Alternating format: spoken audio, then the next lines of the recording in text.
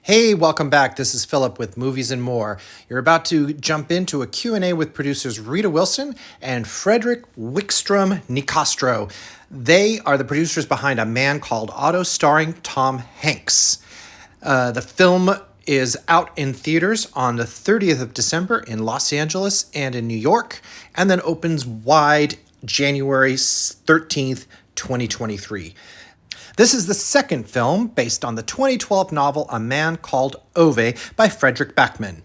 In 2015, there was a Swedish film of the same name, and now we have A Man Called Otto. So enjoy. Hey guys, my name is Kevin Paloe. I am a correspondent and host with Yahoo Entertainment, also a film producer, and very excited to be here with you guys tonight to have a conversation with some deeply cool people who just brought you that deeply emotional film that you just watched.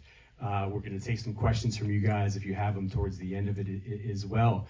But yeah, without further ado, let me introduce our special guests. They are the producers of A Man Called Otto, Rita Wilson.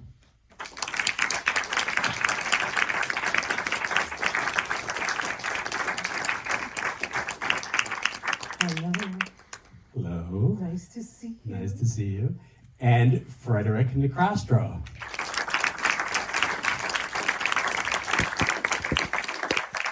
Thank you for being here, guys. It's our pleasure. And huge congrats on this film. It's so poignant. It's so well made. It's so well acted. The music is fantastic. The cat is amazing. Tom Hanks is in it. I mean, Rita, you may know him. That's really all you have to say. Tom Hanks is in this movie. It's going to be incredible. I love that Tom Hanks has now played both the cheeriest man in Pittsburgh and also the crankiest man in Pittsburgh. Shout out to Mr. Rogers. That is so true. And Mariana Trevino is a revelation. We got to talk about her. Absolutely incredible as Marisol. But let's start at the beginning. And Rita, I'll ask you this first question. This film has obviously two sources of inspiration, right? Because there was the 2012 best-selling novel, A Man Called Ove, that was on the best New York Times bestseller list for like 40,000 weeks, something like that. 77 weeks, I think it was. Maybe I was exaggerating a little bit. A long time. 77,000. 77,000 weeks. And then, of course, there was the 2015 film of the same name that, Fredrik, you were a producer on. So, Rita, tell us how you discovered this. Was it from a book club? Was it from an Oscar screener? How did you first discover Uwe and say, hey, let's change him into Otto? It was from a screener, and the Academy would send out DVDs and packages, and they would have, I remember because it was a folding one, and so it had animation movies, it had foreign films, it had documentaries, and I don't know why, but I picked out this film, A Man Called Ove, and let's watch this tonight. I read, you read sort of the synopsis of it, it was like, that sounds kind of cool. So we watched it, and about 20 minutes in, I looked at Tom and I was like, oh my God, we need to make this movie. We got to get it. And part of that inspiration came because we have had discussions over the years, Tom and I, about why he doesn't do more comedy, because he got his start doing comedy. Right. He was on a TV show called Bosom Buddies. Mm-hmm. So, and one of the answers that he always said was that it's just very difficult to find comedies that aren't just so broad or so big, that they had more depth and more substantial, something to them. And this definitely was the one that I felt had something that was there. And of course then read the book, and the book was so extraordinary and beautiful. So we called Fredrik. Yeah. The next day I said, we got to find the rights holders to this. And it just so happened that Fredrik happened to be in LA. And I was in LA because I was about to figure out how to make an American version of the film, so it was like the perfect timing to get that Wow. role. Yeah. It really So was. because we made the Swedish film based on the book, and when we launched the Swedish film, the Swedish book became this huge phenomenon in America, and then the Swedish film that we did was a small film, was still very successful in America too. You know, it was a small film, but so it was clear that the story really worked in this marketplace. So I was just had this idea about making an American version, and then Rita and Tom called just at that time. So, and then we met, it was a perfect fit. So, and then we decided to develop it together. This was 5 years ago. Yep. Yeah. And we had a lovely pandemic Yeah. in the middle. That is truly amazing that you were actually in LA on the hunt Yeah. to adapt Yes. it, and then you get a call from two of the, I think, the best people you could possibly get a call from. It's for a nice film like phone this. call to say that Tom Hanks want to be in your movie. Yeah, I bet. I bet. And the film is truly faithful, I think, to its both sources of inspiration. I mean, there are some differences that I want to talk about. You know, from small to big, some little touches. One of my favorites is the Saab versus Volvo argument in the original becomes Chevy versus Ford in this one. Right. But what was sort of your approach in that regard in terms of making this film its own beyond the obvious, like the setting? How much did you guys want to differentiate this one from the last film? I think we were very aligned that we wanted it to be very American in its flavor. And I mean, most of you are probably aware of The Girl with the Dragon Tattoo. That was a Swedish book that became an American version, and they decided to make some kind of Swedish-American hybrid in that version because it was set in Stockholm, people talking English, and that was what we didn't want to do here. We just wanted to, and I also really wanted to lean into Rita and play tones, you know, Americanization of it, because it was important that we wanted it to translate and to make that cultural shift.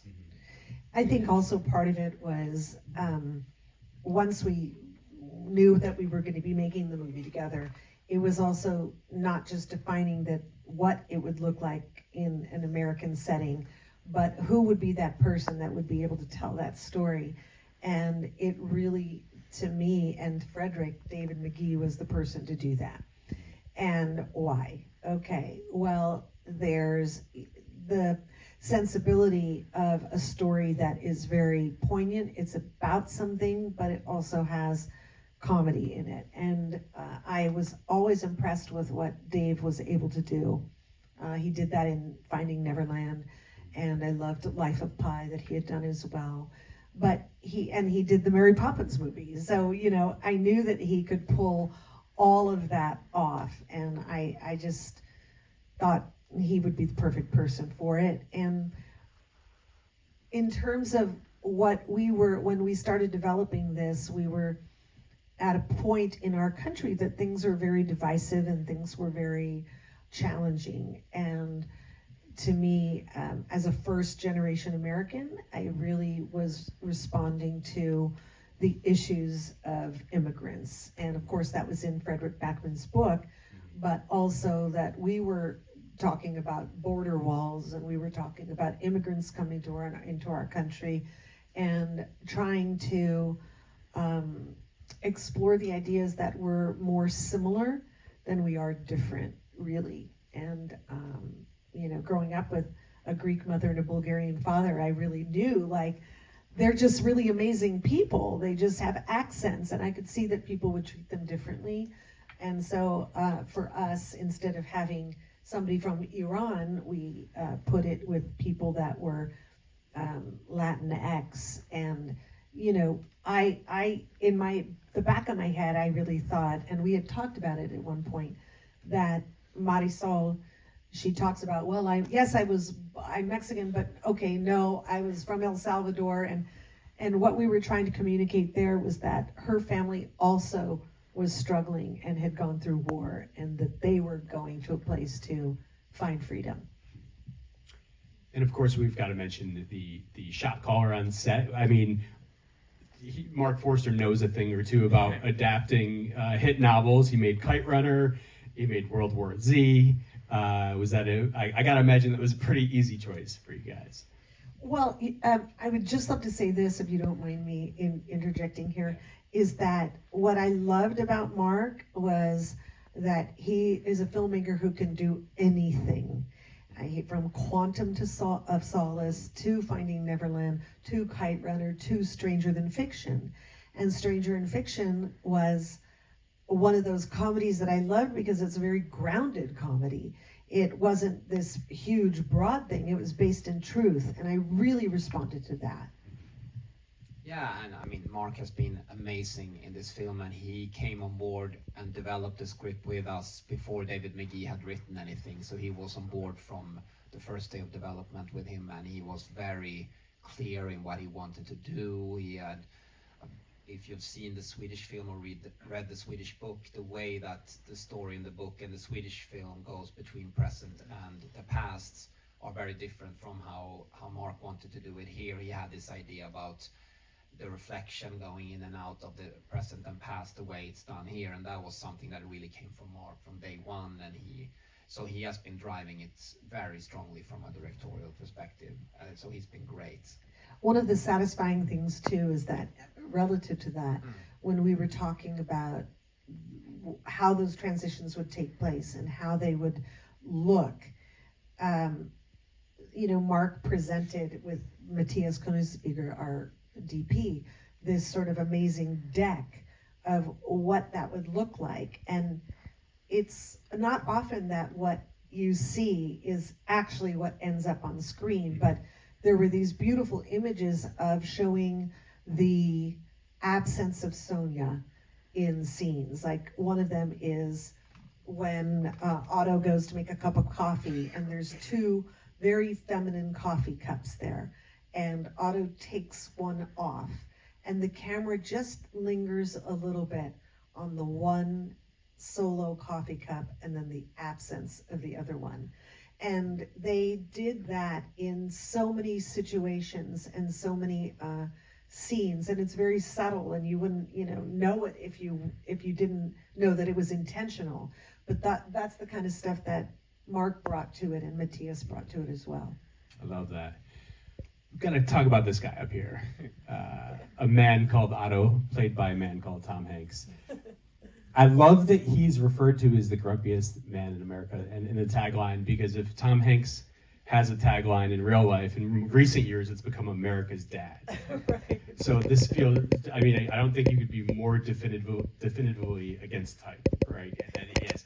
I mean, do you think from your vantage point, did he want to play someone so unlike him? Was he did he want to sort of have the chance to just yell at people for a film production finally, just get things off his chest after 40 years of working in Hollywood? What is your take on this? No, I think actors are always looking for things that are challenging, that aren't like things that they've done before. But again, in Tom's case, he was really looking for something that was so real and so authentic, something that you could actually dig into. And it was actually his idea to call it A Man Called Otto.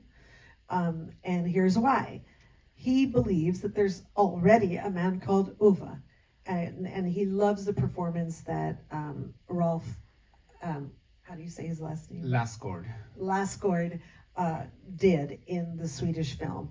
And he felt that for an American audience, like if somebody was going to Google something, they'd say, okay, I'm going to watch that movie, A Man Called Ove. He felt that that character was defined and created and beautiful and perfect as it was. So he wanted to be able to create a new version that was something very specific to this film and this audience, and not try to take away from anything that had come before.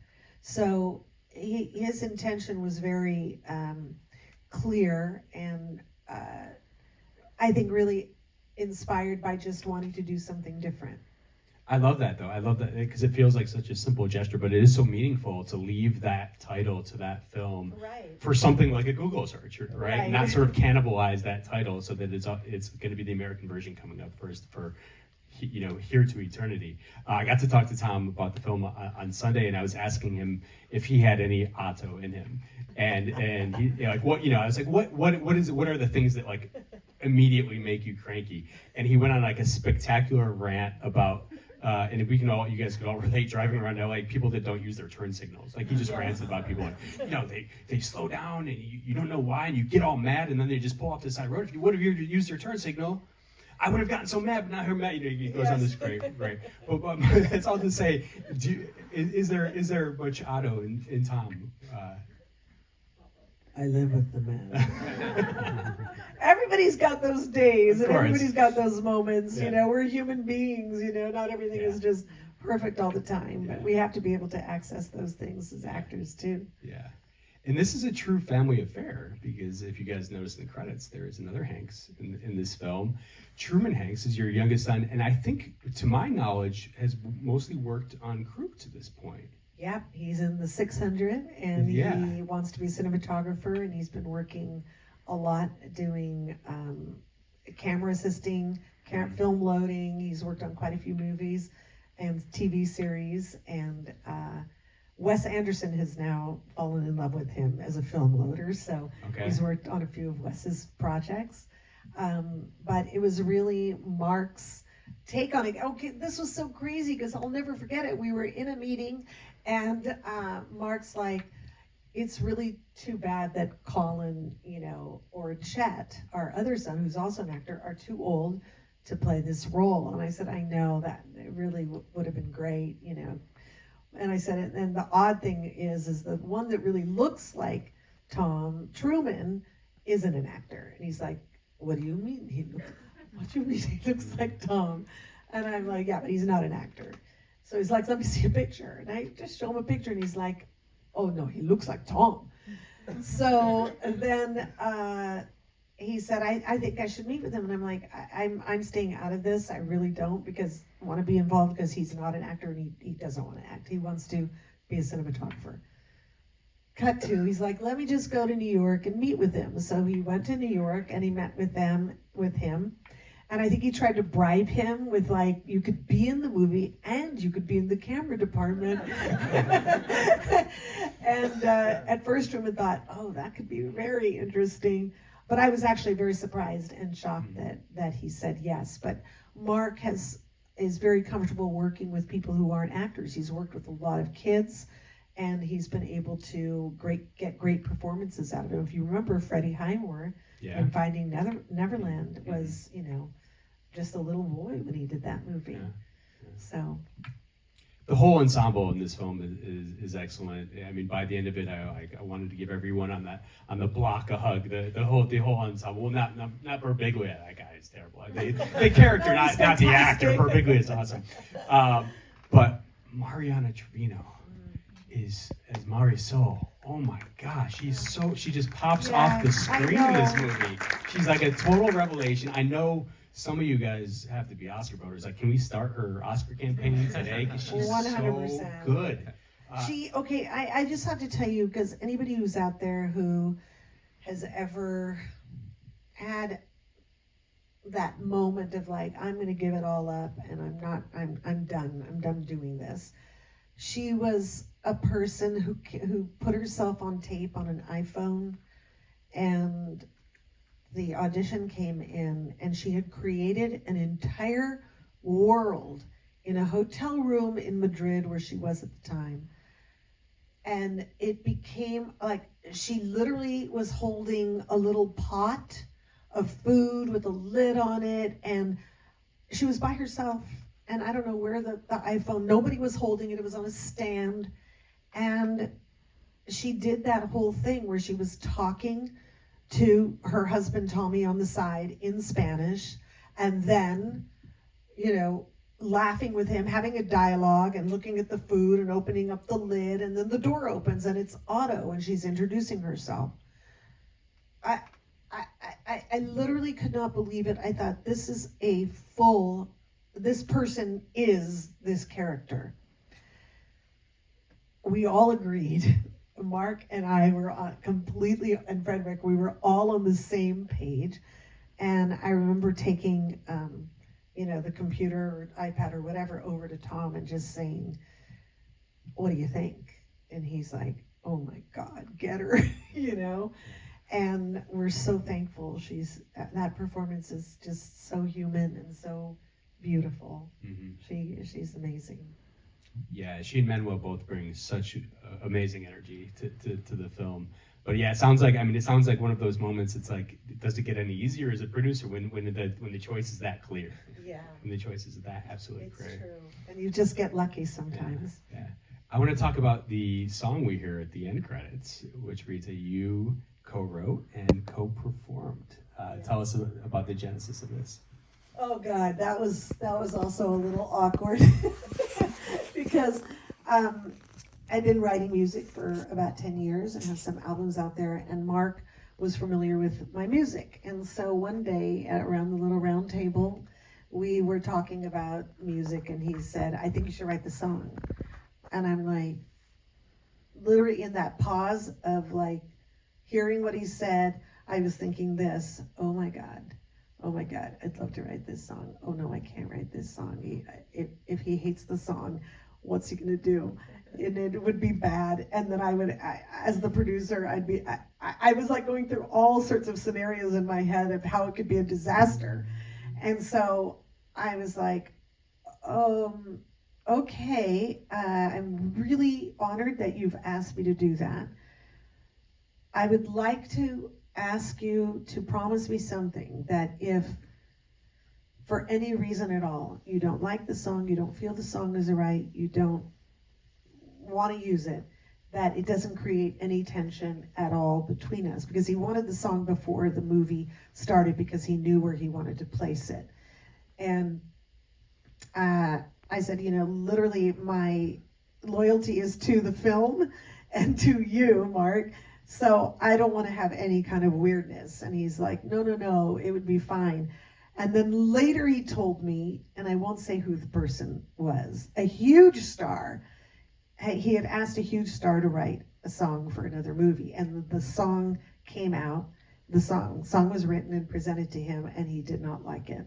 And he had to tell this big star that he did not want to use the song in the movie. And it didn't go well. And so if I had known that, I would have said, look, I love this and I love you, but I think, let's keep the relationship intact, because you don't want to create any of that. And it really has to be about his vision of what he wanted and what he wanted to evoke at that time. Yeah, works beautifully. I wrote that with David Hodges, who's an amazing songwriter. Just want to give him a shout out. Cool. Do you guys have any questions out there? We're going to open up the floor for a second. Yes, right in the middle. Thank you for making those comments. It was beautiful. I'm curious, just from it's a very technical question, in the aging sequence of Otto and his neighbor, whose name I'm forgetting at the moment. Ruben. Thank you, Ruben. It was a great sequence with the cars comparison. The aging of their faces was magical. Can you talk a little bit about the process, like what decisions went into that and how that actually became a thing? I wish our VFX guy was here. We made the foundation we did it on set, and then we helped a little bit digitally. So right. I think when we shot it, they both looked amazing with the makeup, and then we just helped out with some digital. So they had stuff. With the combination, yeah. They had stuff that was pulling back the necks, and it was like taped up in the back. And so it was like just enough to get a little neck lift happening, and a bit underneath the wig that could lift it, and then we could digitally enhance that I think later. the dailies, It almost looked like this before we did the digital enhancement. Yeah, so it was pretty accurate. The digital is just So it's small. not deep fakes or anything. It's No, not at all. No, it's old school. 89% hair and makeup. is hair and makeup, and then it's just a little enhancement digitally. Yeah. Amazing. Anybody else? Yes? Yeah, it's a wonderful film. I really enjoyed it, so congratulations. Thank you. It's released in January. Yes, Yeah, Martin Luther King weekend, January 13th. Wonderful time to do that. Was it due to the pandemic? Because it seemed like such a perfect Thanksgiving movie. We just literally, like Fredrik said earlier, I don't know if you were here when we introed the movie, but we literally just finished it like a week ago. We had to get it finished for the screenings. Literally, it was like a race to the finish. No, yeah, exactly. That would have been great. But we finished filming May 8th, I believe. So because of the VHS, because of the post schedule, it was probably never going to be able to be ready at Thanksgiving anyway. Still in time for awards though. Yes. Well, I know our friends at Sony would love us to mention December 30th, I think, is when it opens in Yes. New York and Los Angeles, and then it goes Yes. wide in January. Correct. Yeah. Yes, right here. This is a great film. I Thank loved you. it. It's the best thing I've seen in town for a while. Wow. Thanks. I worked with him on Greyhound, so it was Oh, nice. fantastic. It's nice to see him do comedy again. I was curious. Your company, Artistic Films, it's newly formed. Or is this the type of like mid-budget film that you're looking to produce? And how did it come to Sony? I mean, out of all the studios, and then was it hard for Sony to, get behind a mid-budget film? In Artistic Films, yes, really, I think more about what is the content that I want to put out there, and what is the sort of what are the stories that we can bring that would be really about bringing people together and common human experiences. Even with my Big Fat Greek Wedding, I learned from that experience that the more specific you are about something, the more universal it is. And it's in that specificity that we find our own human connections to each other and our similarities. Yeah, look, I wouldn't even know how to make a superhero movie. I mean, I really want to make movies about people and stories about people and human beings. When it comes to Sony, really, we were talking, Fredrik and I were talking a lot about different avenues that we could take for distribution. And we were a negative pickup. So we were a film that we came to them with all of our financing and everything was intact.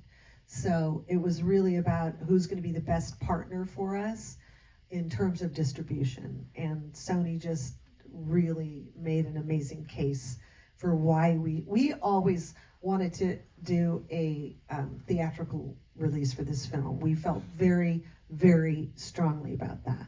And so even though we had different people coming towards us, streamers and other distributors, Sony was literally made a great case. You might want to add to that. No, I just adding that SF Studios, who is a Swedish production company that's been around for over 100 years. We produced the Swedish film, and we had all the rights for the American version and all of that. So we developed it and financed it, and we put it in production, and we worked together with Artistic Films and Playton. And then we were about a week from shoot start when we took it out to the marketplace. That was when we were in Pittsburgh and we were about to start shooting. And as Rita said, there were a lot of interested streamers and other distributors. It's stressful. Yeah. It's so stressful. But we had, the script was finalized, and the package was basically already done. But Sony has been a great partner, and we're so happy with that decision. So Yeah, they've been and they amazing. loved it. They just went for it, and they were so passionate about it. So yeah.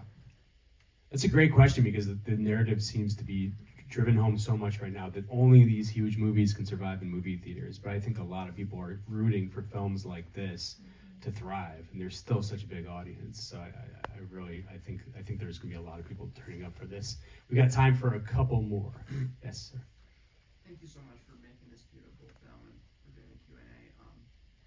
I wanted to ask about the music. The film itself has such a tricky tone that it has to work with, and balancing the different layers. And I'm wondering what your process was, and what Mark's process working with Tom and Thomas Newman. I mean, in terms of kind of figuring that out and striking that balance, which is just, I feel like for a film like this, so tremendously difficult. Thomas Newman was always our first choice to be the composer for this film. I think he understands these kinds of stories very much so. And just a little sidebar of this, which is just bizarre. You know, people in our business, sometimes we get a bad rap because we're like, oh, Hollywood people, whatever. Well, just so you know, Truman Hanks was driven in carpool by Thomas and Anne Marie Newman, because we were in the same carpool. So we would drive their kids, they would drive our kids. And we, you know, Tom has done other scores for other Tom Hanks movies, but I had never worked with him. So I love this sort of full circle family connection that, you know, we brought to it. But what Thomas Newman brought to the score, and thank you for bringing that up, because when we were scoring the movie, and we would hear, you know, we'd go to the spotting sessions and we'd hear and we'd know what he was working on. But when you hear it being recorded and those live strings put to the scenes that you've been seeing either without music or with a temp score,